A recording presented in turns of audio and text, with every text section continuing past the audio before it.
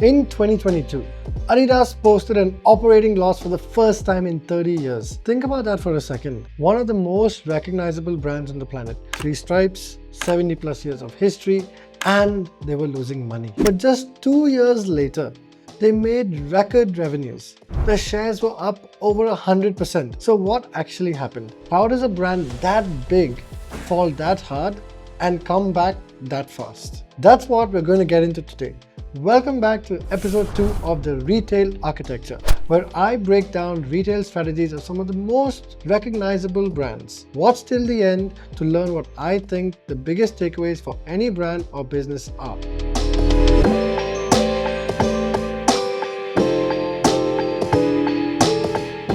To understand the comeback, you have to first understand the mess. By 2022, Adidas had a few problems stacking up at the same time, and none of them were small. Everyone talks about was Yeezy, the Kanye West collaboration. At this peak, Yeezy was estimated to be responsible for close to 40% of Adidas's profits. Not revenue, profits. It was one of the most commercially successful brand partnerships in fashion history. And then, in 2022, Kanye was getting terrible publicity for his controversial statements, and Adidas felt they had no real choice but to cut ties, which left them with €1 billion plus worth of unsold Yeezy inventory and a massive hole in their earnings, and the PR situation they had to navigate very carefully. Here's the thing, and this is important. Yeezy wasn't the whole story. The brand had other problems that had been building for a while. Their previous CEO, Kasper Rosted, had pushed a strategy called Own the Game. The idea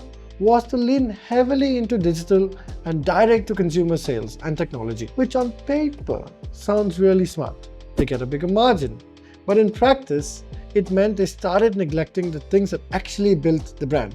We're talking about things like product development, retailer relationships, and local market sensitivity. Their China sales had dropped by around 27% year on year. China had been one of the fastest growing markets. That's a big number to lose. The Ivy Park collaboration with Beyonce, which had been positioned as a big deal, was underperforming. They'd already sold off Reebok, and they had a massive inventory overhang, which meant they were discounting constantly just to move product. And we all know over-discounting inevitably leads to eroding brand value.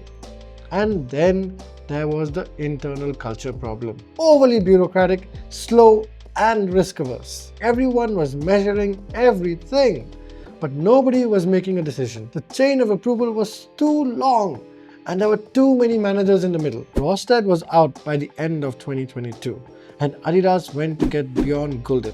Now, if you don't know who Gulden is, he's Norwegian, and he's a former professional footballer. And before Adidas, he spent nearly a decade running Puma. And at Puma, he'd done something pretty remarkable. He took a brand that was a distant third in the sportswear market, not particularly exciting, not particularly cool, and he nearly tripled their revenue over his tenure. How did he do it? By going back to the basics.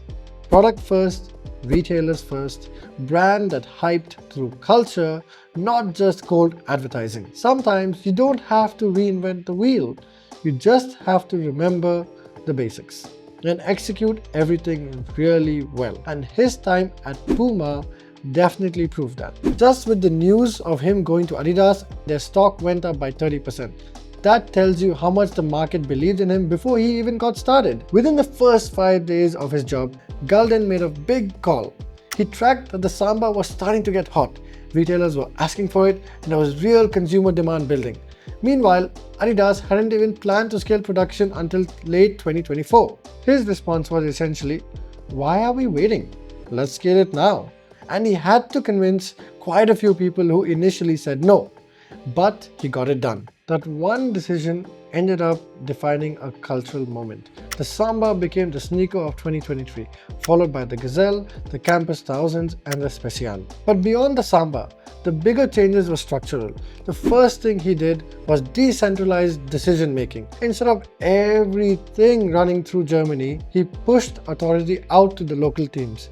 He opened design hubs in the US, China, India, and Japan. The idea was simple: You can't design for a market you're not in. Local teams needed the freedom to make local products. The second thing was the retailer relationship.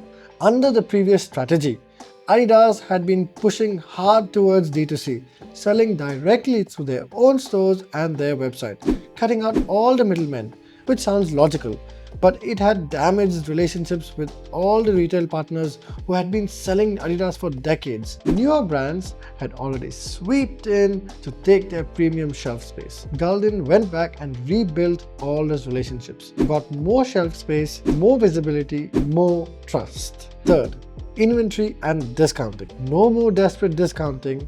If the product has value, you protect that value. You don't overproduce and you don't train your customer to wait for a sale. And number 4, this may be the most important one. He changed the culture inside the company. He got rid of the bureaucracy. He empowered the people who were already there. He famously said he didn't need to bring a team with him when he joined. He said the talent was already at Adidas. They just needed to be unleashed. People started moving faster, taking more risks, making calls, taking decisions. So what did all of this actually produce?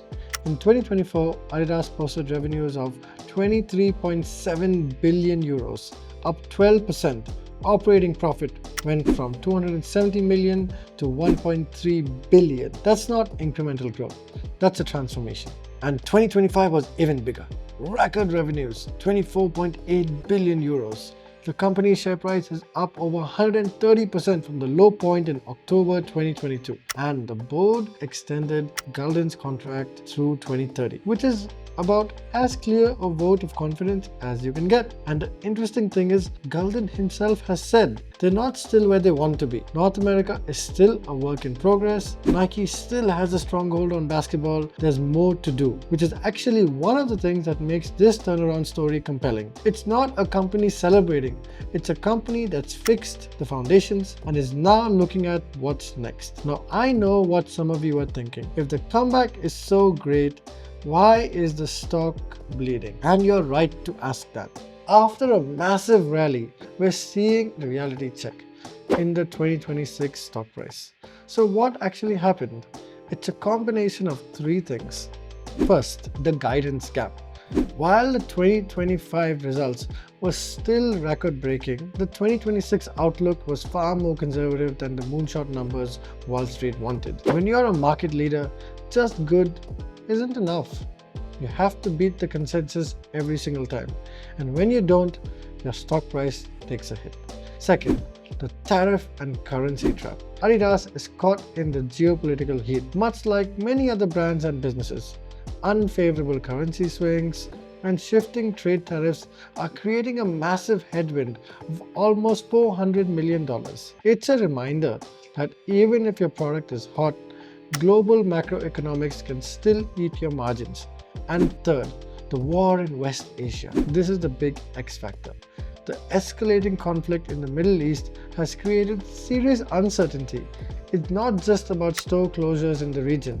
It's about the massive disruption to global shipping and freight routes that every retail giant relies on. But why isn't the board hitting the panic button? Why aren't they pulling a vote of confidence? Because the brand heat is actually still rising. Even with the stock down, their revenue still grew. People are still buying Adidas shoes. The Sambas and the Gazelles, they're still trending. And finally, we have the 2026 World Cup in North America. For a football-centric brand like Adidas, this is their Super Bowl. They're clearing the deck now, taking the hit on their projections early so they can go into the second half of 2026 with maximum marketing firepower. Now, I'm not just here to report numbers at you. What I genuinely find interesting about this story from a retail and brand building perspective is what it actually teaches us. First lesson: over-relying on one thing is always going to come back to bite you. Yeezy was responsible for 40% of the profits. That takes the idea of a collaboration too far, where it becomes a dependency. And Nike is pretty much doing the same thing with the Jordans. Diversify your revenue streams. Protect your brand's independence. Diversify your collaborations. Second, technology and digital are tools. They're not strategy. The previous CEO built his whole approach on going digital first, and the brand almost lost its soul doing that. Not at the cost of the people selling your product. not at the cost of the culture that built the brand in the first place. Third, going back to your archive is not the same as going backwards. The Samba has been around since the 1950s, the Gazelle since 1966. Gulden didn't reinvent anything new. He just had the intelligence to recognize what was already valuable and gave it the attention it deserved. There's something in that for every brand. Your heritage is not a liability, it's often your biggest asset. Fourth, culture eats strategy. 341 KPIs, that is a company that has stopped trusting its people. When you give smart, creative people that much process and that little autonomy, they stop creating. Gulden's biggest move wasn't a product decision, it was a people-driven decision. Give the team room to breathe and watch what happens. And fifth, when you fix the foundations like Bjorn has, you can endure macroeconomic changes and sustain the brand. Adidas is a great case study right now. Not just because they failed, lots of brands fail, but because they are navigating a world that keeps changing, from Yeezy collapses to global wars and tariff hikes. They've fixed the foundations and now they're just waiting for the macro storm to pass so the product can do all the talking again. If you found this useful, subscribe and hit that like button. I'm genuinely curious. Did you find this helpful? Say something in the comments. I'm Damin and this is Off the Rack. I'll see you in the next one.